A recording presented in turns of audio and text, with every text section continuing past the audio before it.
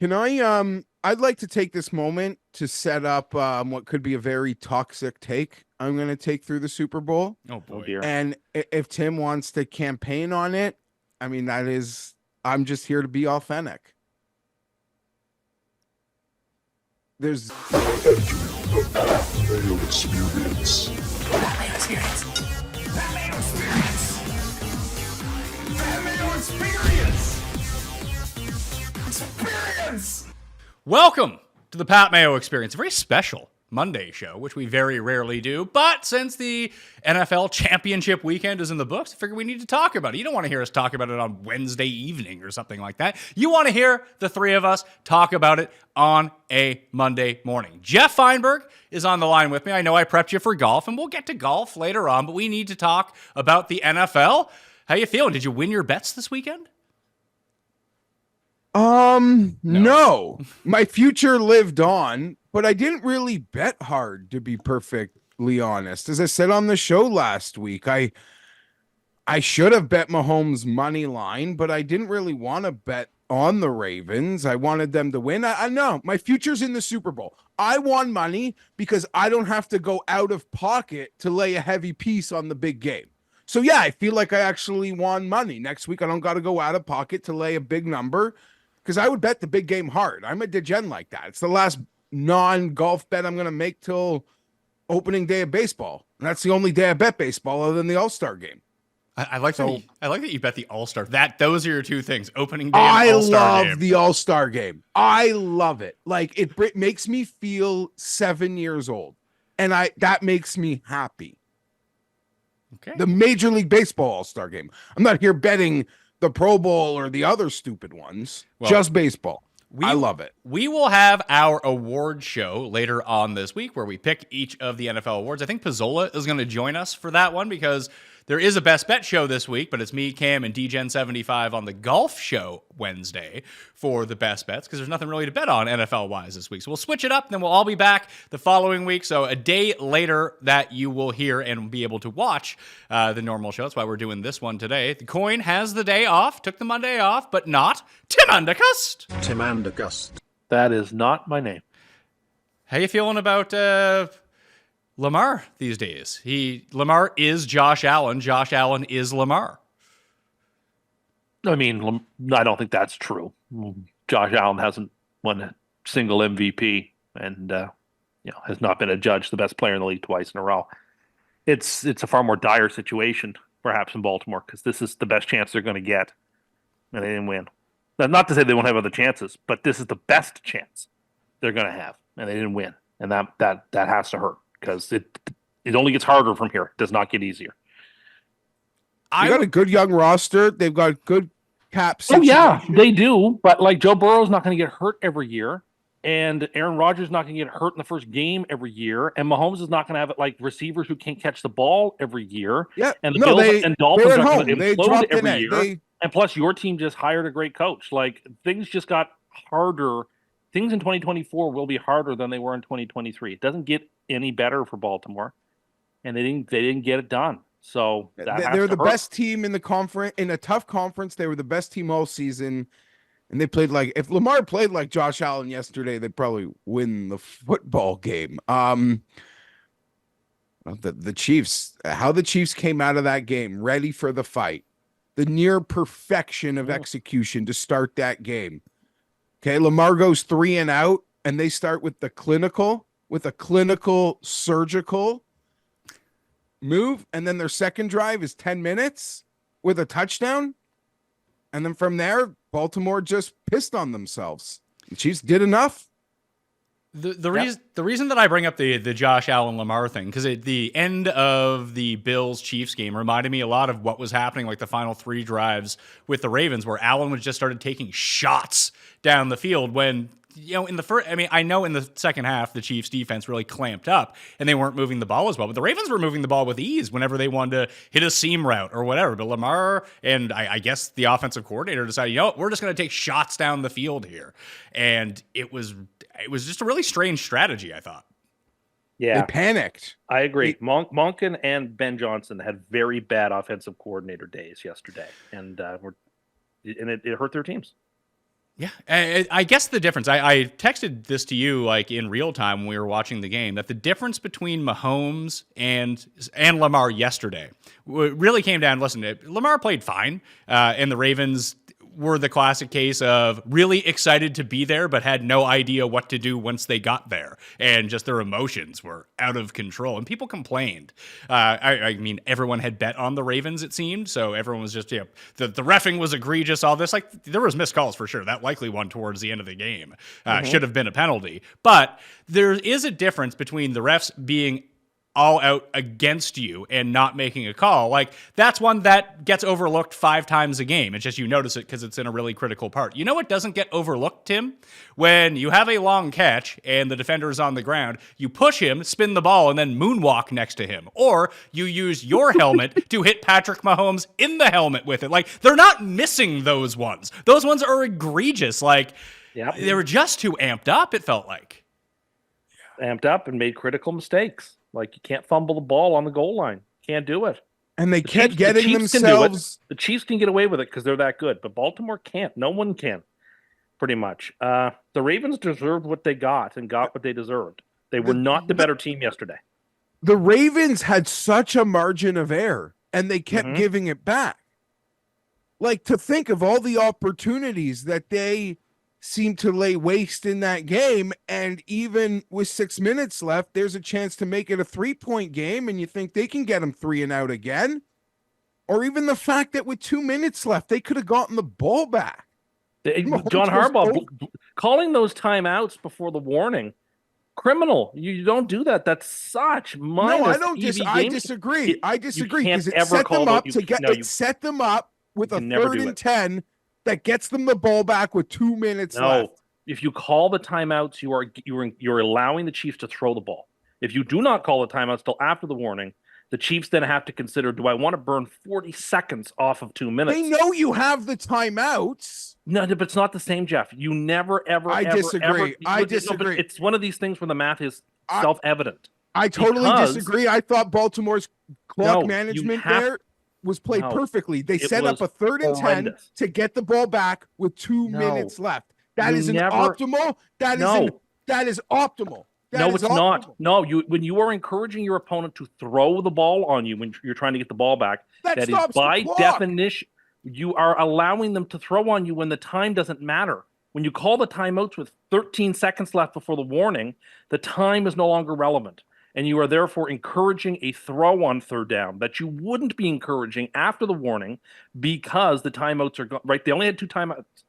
If you hold on to the timeouts, then you run the ball to force them to use the timeouts, or you at least risk not giving up the 40 seconds.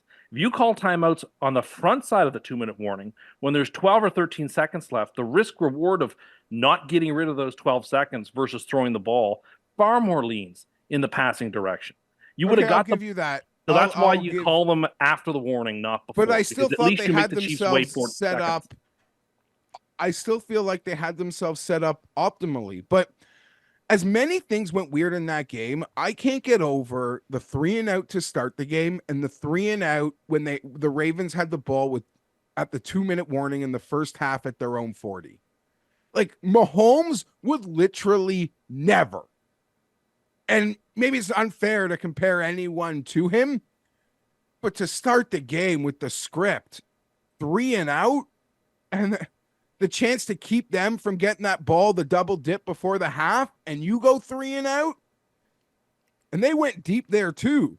Out of the 2-minute warning in the first half, the first play was deep. That should have been a run. Burn 40 seconds. You still have the ball. People think I made a main character syndrome comment but I just look at everything through the lens of the Chargers. And to see a Harbaugh family team be that unready for a big moment game, I thought I just paid $15 million a year for not that in a big moment. Maybe not win the game, but whatever that was, that I was told doesn't come from that coaching tree. And it was I don't know, like stupid. I don't know. The Chiefs are the best. They're just the best. But the Ravens shat on themselves. I got away from the point that I wanted to make when I brought it up earlier. So the difference between Lamar and Mahomes in this game, listen, like I said, Lamar played fine. He could have played better. He could have played a lot worse. They did enough to win offensively. They just kept shooting themselves in the foot due to lack of you lack discipline is essentially what happened to the Ravens. But there was a third down, and they ended up going for it on fourth down, and they ended up getting it, but it was towards the end of the game and the clock was moving, and the Chiefs did a really good job of containing Lamar. That was one of their best halftime adjustments, was they were going to bring a whole bunch of pressure up the middle and then force him to the outside and then drop everyone else back so no one was open. But then the D linemen, even some of the linebackers, would cheat up on the outside to make sure Lamar couldn't get to the outside. If he was going to beat them, he had to go outside and cut back towards the pile, which was a really savvy strategy, which they didn't have all the way in the first half. But Lamar had no one to throw to, and he starts running towards the sidelines. And yeah, he's trying to keep the play alive to try to get the first down, but it was very clear that he wasn't going to make it. He knew he wasn't going to make it because he ended up turtling on the play before the guy got there. He could have ran out of bounds to stop the clock. Now, it didn't make that big of a difference, but just to have that sense, like, you need to know what you're doing here, especially if you're going for it, you're going for it on fourth down anyway, which they did.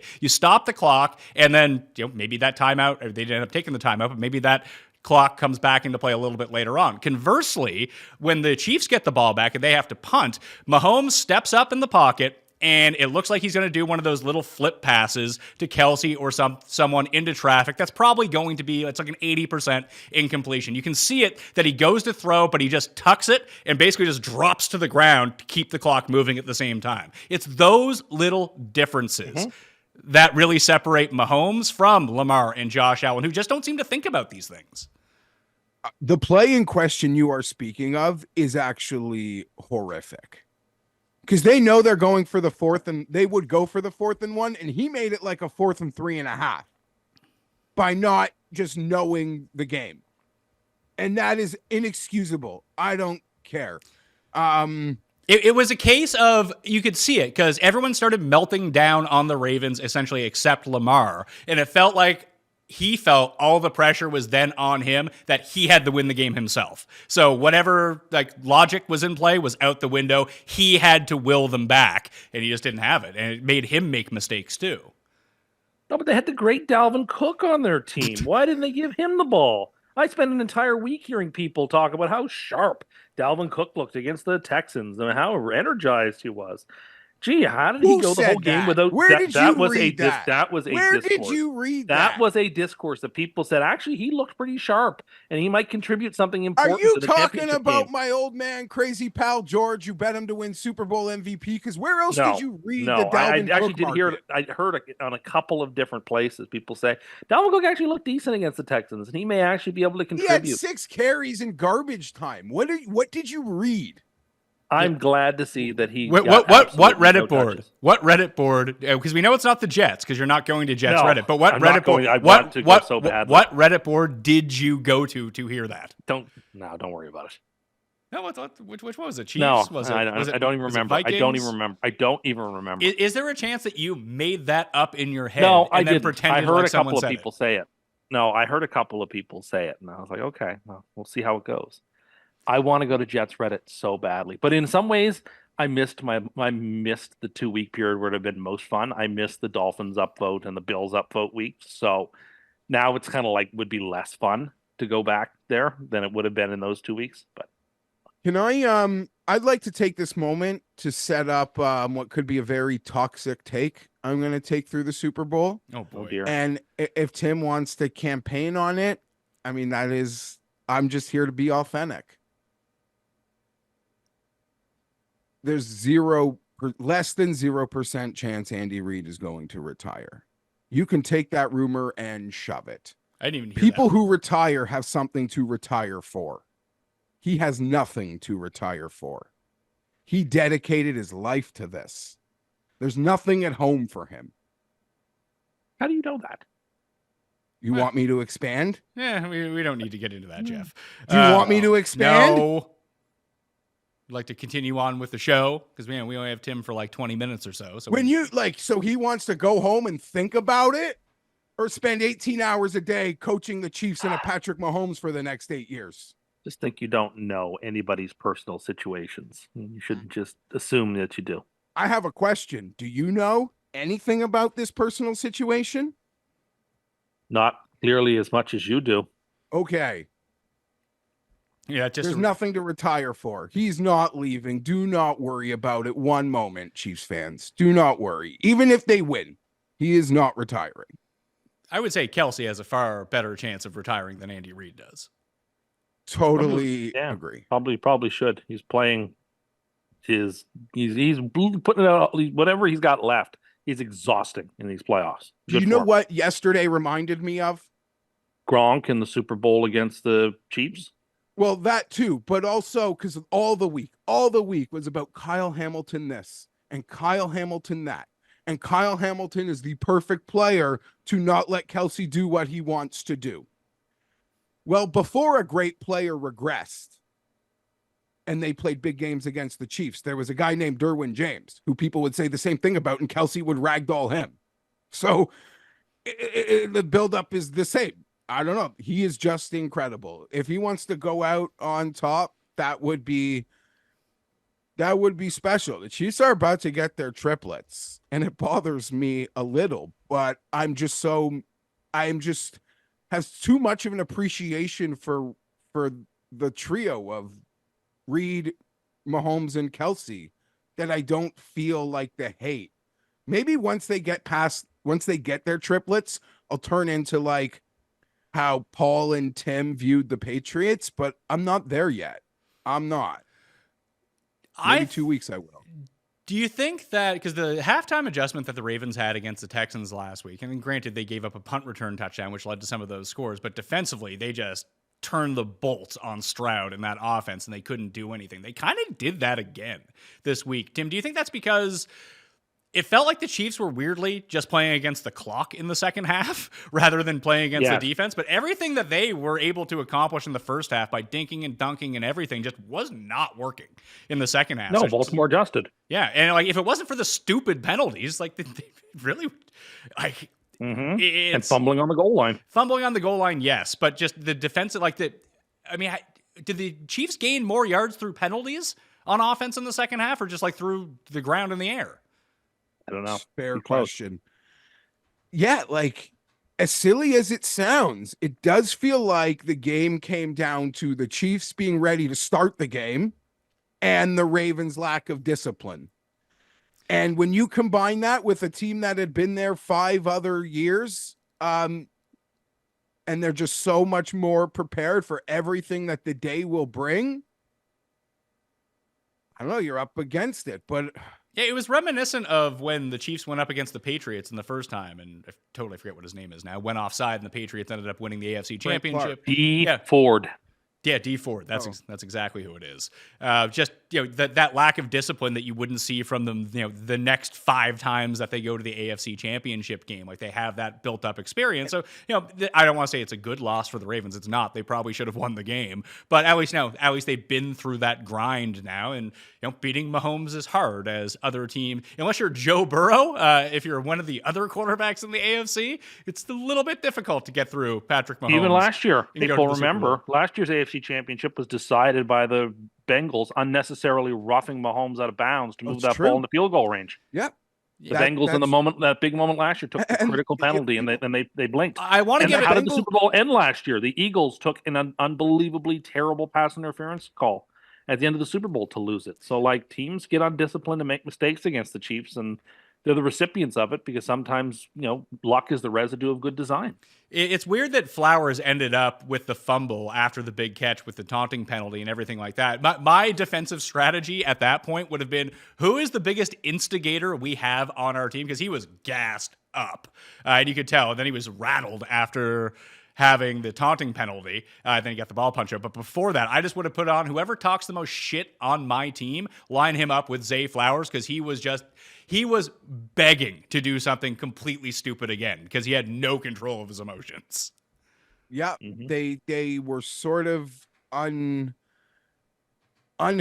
And, you just bring it back to the Chiefs, though, in the fact that you mentioned the Patriots, Pat. Like, fuck, man. He doesn't have Brady's trophy case yet, but now it feels like the conversations are just fair. They're fair to exist. When before you might be like, we can't have these conversations. But more so to that, how many times did the Patriots probably win AFC title games the same way? Yeah, when they weren't the better- didn't have it. They had their C- game, but they had composure and they just played well and they didn't make mistakes. Yeah, they probably won like 4 AFC championships that way. Yeah, so and the Chiefs are doing it, and what happened this year with the Chiefs? It was like a quintessential Patriots dynasty season. Starting slow, the problems, we don't look the same, but in the end, they're just where they want to be, and that's why Chiefs Kingdom loves me. As much as I am a rival, I'm always, you're a friend of mine or an acquaintance and you're a Chiefs fan, I'm always, when they're at their lowest, I'm whispering sweet nothings in your ear telling you it'll all be okay. Trust me, I know it'll be okay for you guys. And it is. And anyone who plays the Chiefs next year, if you play them twice, this is the Patriots now. It's like, give me the Chiefs in September because that's when you almost want them because they're going to be the slow motor team, but they're going to be here again. It did feel a little like, and obviously that didn't turn into be the case. I don't know if the whole strategy all year long between Andy Reid and Patrick Mahomes, and they were rope-a-doping everyone with this receiving core, be like, hey, here's what we do. Let's just drop all these passes and make you think that you can't catch. And then maybe you'll just be wide open by the time we get to the playoffs because people will assume that none of you can catch, and then all of a sudden they can catch. That's probably not the case. But no, but they're allowed to execute that strategy, Pat, when they see early in the year how dog shit everyone else in the division's going to be again. Sure. I don't know if that was their particular strategy of telling their teammates to drop the ball. But what I want to say is that the people got it into their heads. And listen, we're not immune from this either. And just looking back on it, I think a lot of people, Tim, thought that this version of the Chiefs team with this receiving core, minus Kelsey, was kind of like that Patriots team that had like Resh Caldwell as their number 1 receiver. Mm-hmm. And it just wasn't.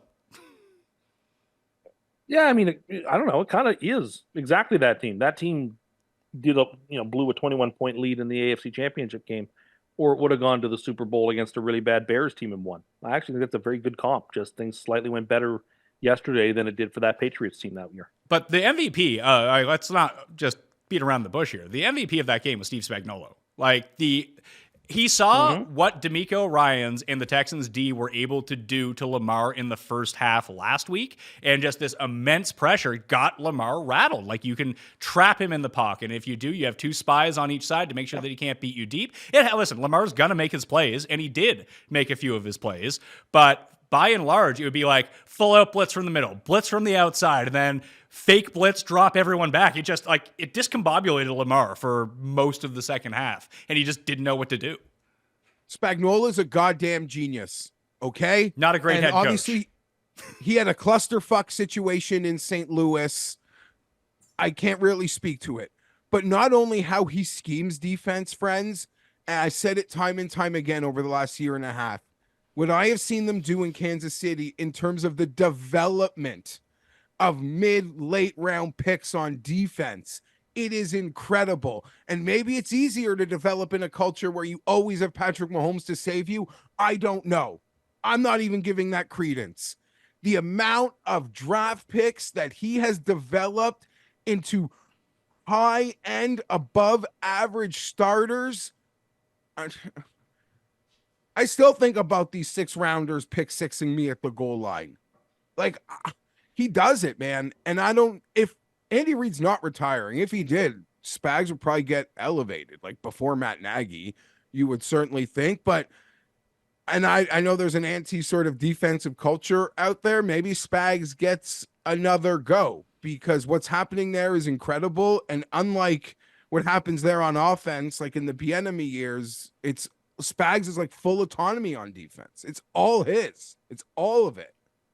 Full marks. Turning a bum like Drew Tranquil on a 1-year deal into this gives me shivers. We signed a loser like Eric Kendricks. Lead story on Jets Reddit right now, Tim, is a picture of Michael Scott with a New York Jets hat that just says, "I love the playoffs. I'd love to be a part of them one day."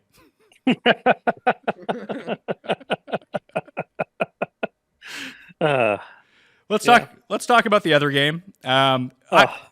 And Geoff, you and I have been riding on this hill for a while about this being the best weekend of football of the season, and both games delivered in terms of being sheer entertainment. Like, it was a fantastic 8 hours to sit down and watch these games, especially with the comeback in this one. And Ben and I filled out a really stupid prize picks slip on the show on Friday, and it won. I won $5,500. Oh, wow. We just on the it was a 6-banger prop parlay with a adjusted line on it, 125 into 5,500. It was awesome. I saw a few people tail. I think enough people have just tailed losers over the years that they didn't want to get involved with it. But so much of it came down to everything hit. 5 of them hit super easy. But Jahmyr Gibbs, we had under 48.5 rushing yards. He had 46 rushing yards at halftime and finished with -1 in the second half. And him getting benched after that fumble was it wasn't even really benched. It's just their offense stopped and they stopped running the ball after that point. That's what Tim Wire was begging for the Niners with 7 minutes left. Just run out the clock, do something here. Makes sense. Just so the Lions don't get the ball back. Because I was fearful that the Lions would do something stupid, like be on 3rd and 10 and run a draw with Gibbs or something like that to set up 4th down or something stupid. But they decided to waste their stupid running play for at the worst possible. Is that the worst coaching? With the light. Yes, that alone should cost Ben Johnson a job this year, and I don't think he's going to get a job. I don't know. It probably will. There's only 2 open jobs left. I don't think he's going to get one of them. I certainly wouldn't hire him. You think? I wouldn't hire him after this weekend. I would. What's he going to do in a big game as a coach if he would do this sort of stuff in a big game as an offensive coordinator? He had a bad day. Too tricky. I wouldn't. He was trying to be too tricky by a half, and it was the worst possible call. He gambled with his team's whole life. We're talking about the no third reason. down run at the goal line at the end, right? That's the inexcusable. That's the inexcusable. Someone did that decision. a couple weeks ago too, right? In a big game. They might have done it on 4th down. I mean, again, you only run that play if you think you've got 100% chance of success, and you don't. It's just you can't gamble your whole team season on that. You just can't. Even if that's reckless. Even if you think there's an 85% chance that you're going to score a touchdown because of this play that you've drawn up, the downside is just too massive to do it because you're dead. They still shouldn't have called timeout. No, they should have to run up to the line. Well, they should have they should have had a better sense of what was going on before that. So what they should have had ready if they were going to call that was run up to the line and run another play immediately, or get the kicking team on the field right away. Just sprint them out there and kick it. You waste your whatever. Could they have done that before the 2-minute warning? I feel like they could have got the. No. It was only a minute left in the game. Oh yeah, that's right. But you would have had your 3 timeouts. But you still can't. Exactly. The timeout is the one thing you can never ever take, and they did. And once they took the timeout, that was game. Yeah, and I don't really care about the other 4th down calls. You can retroactively look at it and say that it was stupid, but if Josh Reynolds catches it, then no one's talking about it. They're like, what a great call. Yeah, and again, people are like, we take the points. Well, you just assume that you could just close your eyes like it's NFL blitz and the extra point is free. It's not a free 3 points. Your kicker actually has to make that field goal, and I'd say, yeah, he's got a better chance than not of making it, but there's no guarantee he's going to make it. The Lions did everything the right way except for that 3rd down play, which was the actual boneheaded mistake that killed them. Yeah, and then they had the Goff. It wasn't the Goff pick. It should have been the Purdy pick that turned into the Ayuk down to the 2-yard line, ended up being a touchdown. I mean, when was the last time, Geoff, that you can remember a game switching so dramatically on a single play? I can't. Well, either. I mean, the Seattle Super Bowl. They were down 17. Yeah, but the Seattle Super Bowl. The Seattle Super Bowl happened at the end of the game. That was the last play of the game. The Niners still had to come back from 20 points after that. Tim put out a tweet this is the. They made that comeback. I think there was still 5 minutes left in the 3rd quarter. And Tim's this is depressed. This is already painful because you knew it only goes one way. It only could go one way. I mean, Geoff and I and Paul to a less degree are well equipped to speak to this because my team gave away a double-digit lead in a championship game and then followed it up with another one in a championship game. Geoff's team gave up a 27-point lead in last year's playoffs. Paul's team gives up big leads in playoff games. I think they were up 9-0 in the AFC title game a few years ago with the Chiefs and gave that game away. Lions fans don't actually know how to process this because they haven't actually been in any of these situations, and it never stops hurting. And I was with a group. It never stops hurting. This is awful. I was with a group. or my group chat, it was almost like at halftime, like I'm blind. The comments were like, I'm blindly betting the 49ers because I think the Lions are like with all those points at halftime, because there's just no way God will make this easy for the Lions. And It it happened ended in up, our thread too. Multiple people were telling us, well, it's time to get on San Francisco. it wasn't and I like didn't- San Fran will win. It was like the Lions might win this, but there's just no way it's going to be this easy. Like there's no way the football gods are sending them to the Super Bowl stress-free. And for it to go up that quickly in the third, Pat, I can't. I mean, The I've IU catch spotted was memories away, but I don't have a memory of a big game that flipped like that. The only ones I can think of are more like with 4 minutes left. Yeah, like just late. the helmet catch or the interception, Or the- like things that or the didn't, Edelman catch. things Cook, that like, Edelman toe catch against the tap. Falcons. The Edelman Jared one against Cook the Falcons. versus the Packers versus the Cowboys on one of those crazy Aaron Rodgers things. It all just happens at the end. It didn't happen like this. Well, when was the Once the IU happened. when was the Freeman fumble in the Patriots Atlanta Super Bowl? What was the score at that time? Ryan. It was a Matt Ryan fumble. I thought it was a Devonta Freeman fumble. That was a strip sack fumble. And that maybe- was a slow burn, though, right? Because that comeback took all the way to the very end of the game. It did, but I just remember that if the fumble doesn't happen, they like literally don't have the time to actually come back. But that was sort of like the turning point of them being able to have enough time to come back. It hurt so bad, like because you knew after that ridiculous IU play, it was like, oh my God, I know how this happened, because the Lions are in a fraternity with the Chargers and Vikings. Jets and Bills and Browns and Vikings, where like once it starts going bad, once your kicker Geoff missed that field goal against the Jags last year, you're like, oh no, that's it. People think That's about the other moment. things, Tim. That's where I go. That's An the moment. innocuous kick in the middle of the half. That is where my head goes. That's I know what happened. Rex I Ryan know, like, choosing to kick a people who- field goal against the Colts when it was 14-6 and it was 4th and 1. And Rex Ryan kicked it to make it 17-6 rather than pressing in a game where they had to press.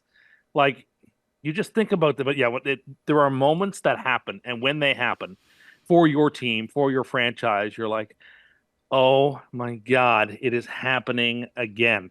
And everyone has it happen in their own unique way. But in the same sense, it happens to us all the same way. And this is now Detroit's cross to bear. They didn't really have one because they weren't even getting the playoff. They didn't have an opportunity to have an opportunity. This is like heartbreak that they don't know. But it's a little less heartbreaking in the sense that it was their first run, and they feel like they have like a run of this. Yeah, but the chance may never come again, right? You get up 24-7.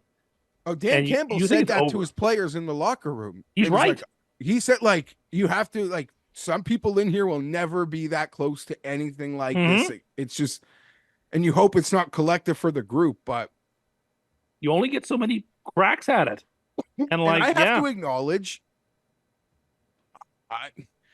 I know the late field goals are debatable, are being debated, but I swear to you, in that moment, if that was the Chargers, I would have been screaming to kick the field goal at the half.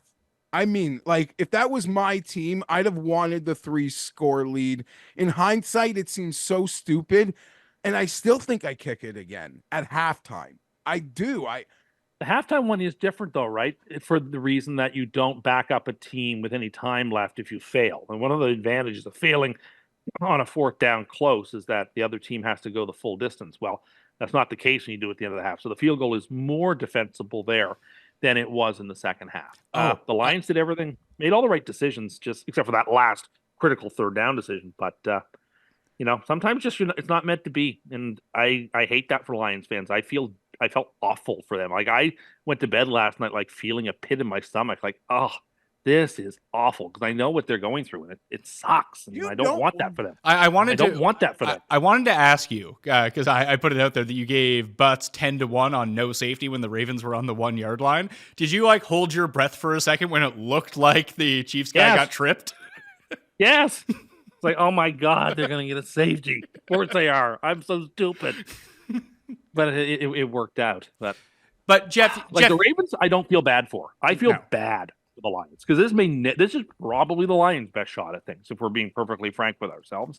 And like, they had to have, you say, how is that? Well, they got to play the Rams and the Bucks in 2 home playoff games to even get to here. Like, the stars aligned perfectly for Detroit, and then they gave up a 17-point lead in the championship game. This is probably the best chance this group is ever going to get, and it's gone, and that hurts so much because like all the season is now gone. You're right back to square one.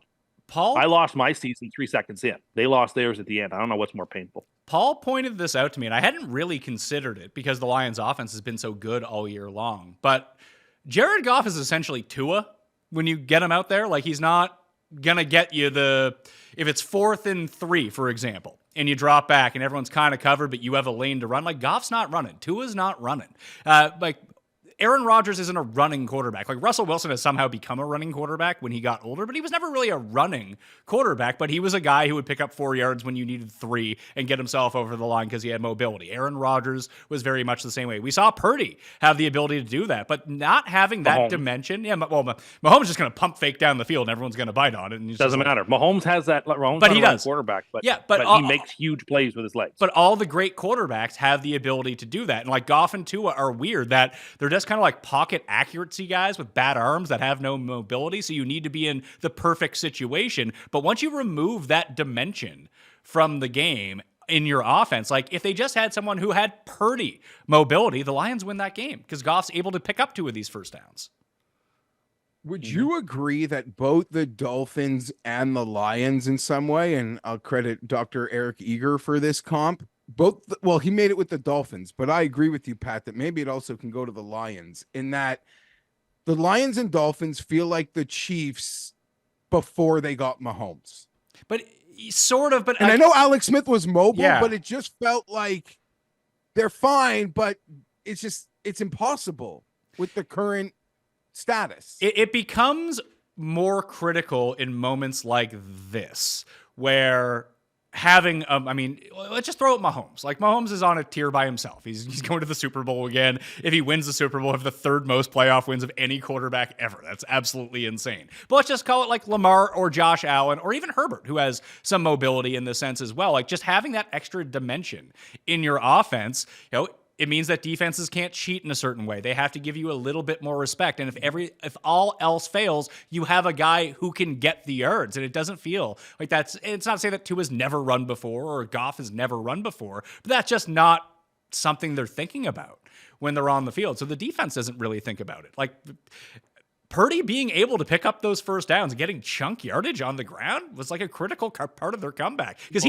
Purdy did not have it in the first half, and he had it. After that stupid throw that should have been picked off, he had it after that. He was great. He played better. Purdy looked like Jeff Garcia running. That's exactly the name that popped. It's obviously they're in 49ers uniforms. That's exactly the name that popped into my head was Jeff Garcia.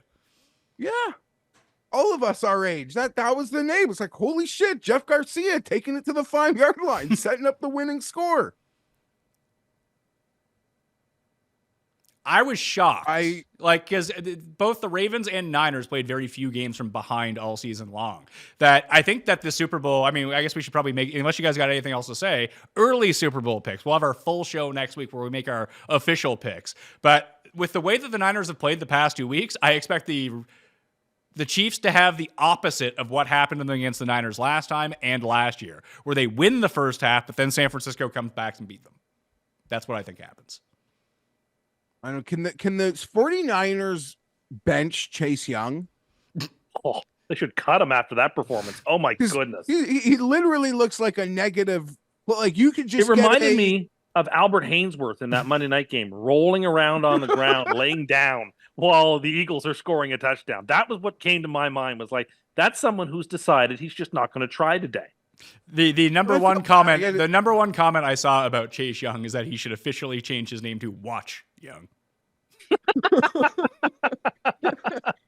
I don't know. There's this logic that the 49ers have looked so bad, there's no way they'll be up for it, but then maybe they're due a really good start to a game. You think Pacheco will be able to bulldoze them early? Oh, no. What's going to happen is that during the game, Purdy's going to get hurt and Darnold's going to come in. He's going to win the Super Bowl. And part of Pat's season-long dream will come to fruition. And I can see it. I can just see it now. It was what I predicted, but I predicted they would be... Also not certain that the Niners wouldn't be better off with Darnold than Purdy. Just saying. Purdy's looked pretty bad in these playoffs. But he didn't. But listen, he was able to rearrange, because if he goes out and has an equally bad second half as he has a first half, like he might not be there. He might not be he'll be the backup next year. They'll go out and find someone or draft someone. But all of a sudden, he reshifts the narrative again. Like he just has to play 3 good quarters in the Super Bowl and make sure that the bad one isn't overly bad. And I think that they're good. There aren't many Super Bowls, in my opinion, where the disparity in quarterback talent is higher than this one. Is this the biggest one since Manning Rex Grossman? Well, Both maybe Brady? Garoppolo and Mahomes. I mean, I would say that Purdy and Garoppolo are pretty equivalent. Okay, Mahomes is better than he was probably even then, though. But he You know, doesn't have. there's But a he doesn't have the weird weapons stat- that he has then. No. There's a weird stat that shows, and I guess it's like perception based because a lot of it is like you have to make your own decision on what you thought of the guy. But there's a very weird stat that the perceived less talented quarterback actually has in the Super Bowl has a much better record than people Yeah, Nick Foles won a Super Bowl. would Yeah, consider. Brady Foles would probably be a big talent gap. Yeah. But when you do that, I'm also counting Kurt Warner as better than Tom Brady on the day they played. If that makes right. Like, Yeah, when you yeah. do that, At the time, you had the guy who was the MVP of the league versus Tom Brady, who everyone kind of treated Tom Brady like they're treating Brock Purdy right now. It's like let the rest of the team Or Brad Johnson versus Rich Gannon. But Rich Gannon was MVP. Cam Newton was better than Peyton Manning the day they played. Like, Definitely. Newton was the MVP that season. Yeah, but I would say to look back at it, even the Rich Gannon thing, like Rich Gannon was the MVP, but it was sort of like, oh shit, Rich Gannon coming out of nowhere. And like Brad Johnson was good. He was like a solid for the time, like Drew Bledsoe-esque type of quarterback. Like he was fine. You could win a Super Bowl with Brad Johnson. Kurt Warner in the second, like the one they lost to the Patriots, like not only had he won MVP, they'd already won a Super Bowl. Yeah, that is almost like this one. Like Brady is not like Brady's a 6th rounder. This guy's a 7th rounder versus the MVP or the greatest. So it kind of has those sorts of vibes, but obviously the spread is way different. The Rams were what, double digit favorites. I don't see I have a 49ers future, but as we sit here and talk, I do not see the Chiefs. Just don't see them losing. I mean, you can bet the Chiefs at plus money right now if you want to. I think so. You could have For now. bet the Chiefs yesterday at 2-1, Pat. At 2-1. They are not actually. They're minus 102 at DraftKings Sportsbook on the money line. It's now down to minus 1+1. Yeah, that'll probably be a pick 'em. And I would last year's spread. This opened at 2.5. It's down to 1. I would guess. What do you think this line closes at day of? I say Chiefs by 1. I think Chiefs money will come in because everyone's kicking themselves for betting on the Ravens over Mahomes. Now they'll be like, +1, give me the underdog in Mahomes. Then he'll be the favorite by the time it goes off.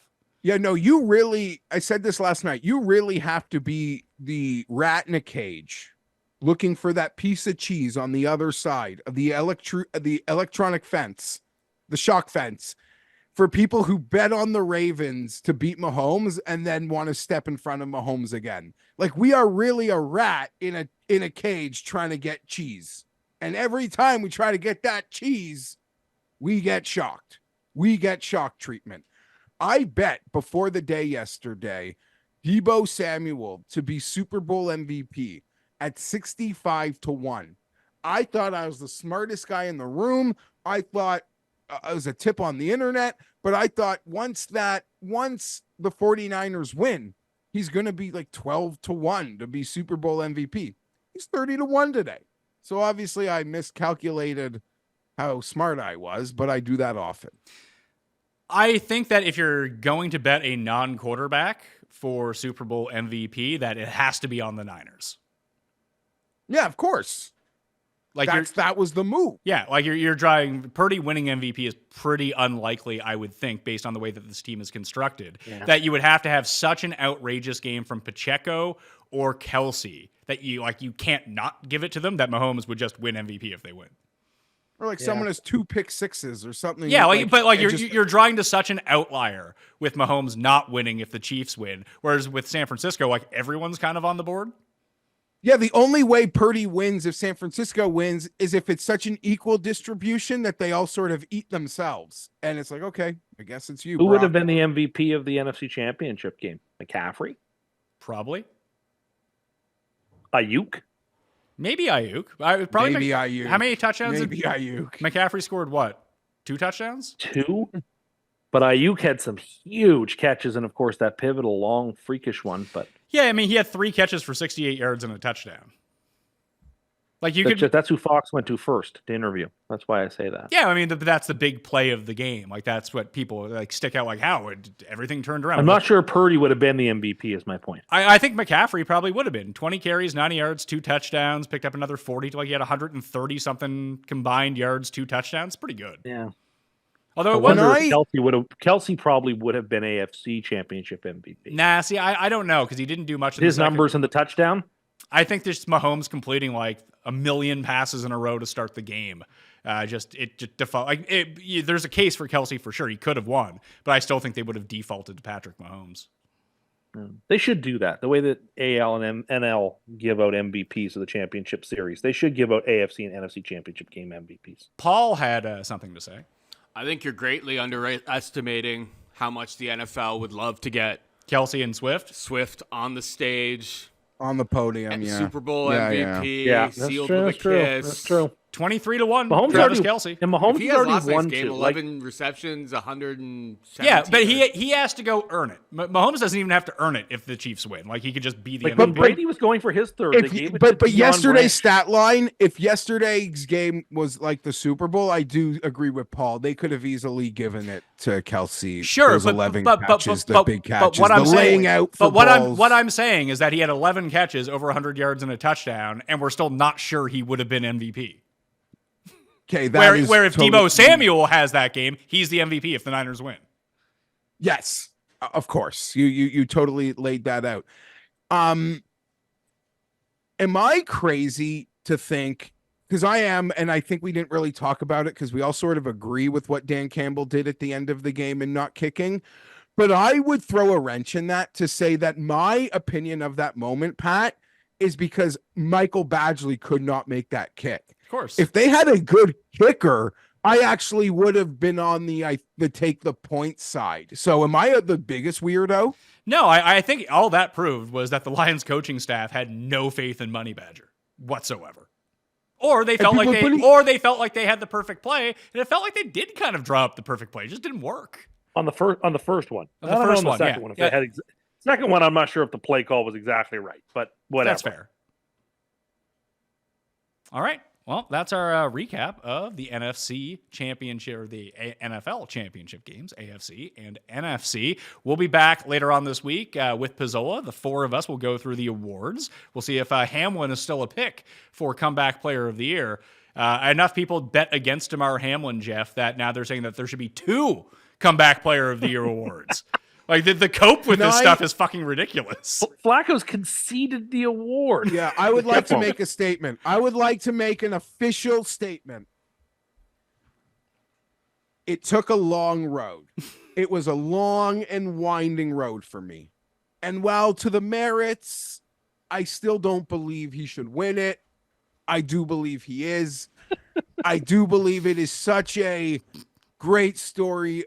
Despite all the whatever, I get mad when people want to take away the fact that I believe there's a great story of perseverance here that was evident from go. Is beautiful. I think he's going to win the award. I don't know that he deserved it, but the story of perseverance is an incredible, worthy cause. Okay. Tim, do you have an extra 15 minutes to talk Hatton to Live and golf stuff with us, or no? Yeah, sure, I can give that. Mayo experience. Experience.